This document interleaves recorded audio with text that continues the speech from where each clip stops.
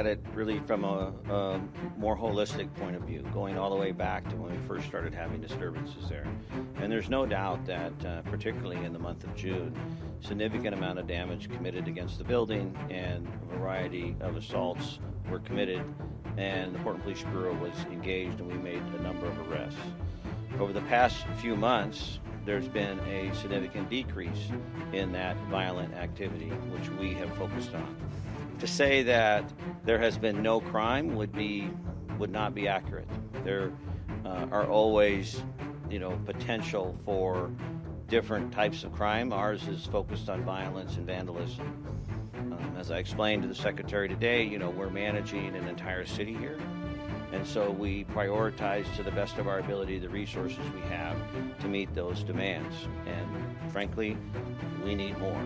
We need more. And not only do we need more police officers, but we need other areas to support to deal with crime. This was really an operational focus, an operational conversation about the safety for her employees and then also for the role of the Police Bureau and the state and the region in this area. I would really love to see a community-led conversation around safety and public order. This will also require a renewed commitment by our electeds to set a tone and an expectation around that.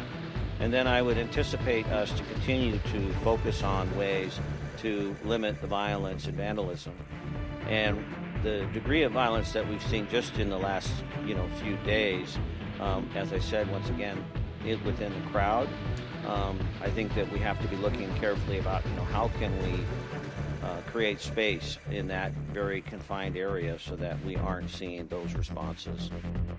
I did not discuss troop deployments. That is part of an ongoing litigation matter, so that's not something that was discussed. My hope is that after the Secretary's visit's over, that we will have a little bit of a roadmap and an ability, both knowing what her expectations are, the mayor and the governor have a conversation with the superintendent, and then be able to put some plans in action. I don't believe we've been hands-off necessarily. We've made almost 40 arrests since June, so we have been present, we have been engaged. I think a couple of, I would anticipate is, continued outreach as we've been doing.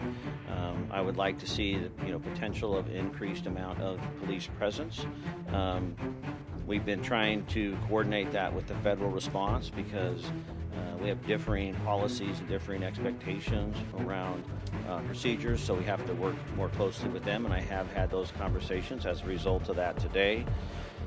And then I think we have to look at the space itself and the uniqueness of that location and really prioritize safety first, and then from there look at all of the other components, whether it be free speech, whether it be ingress and egress from the facility, whether it be traffic patterns or whatever it might be. And we're going to be driven by a key desire and value that we have a responsibility to provide that safety for everyone in the South Waterfront. If you like this video, then like, share and subscribe to Mirror Now.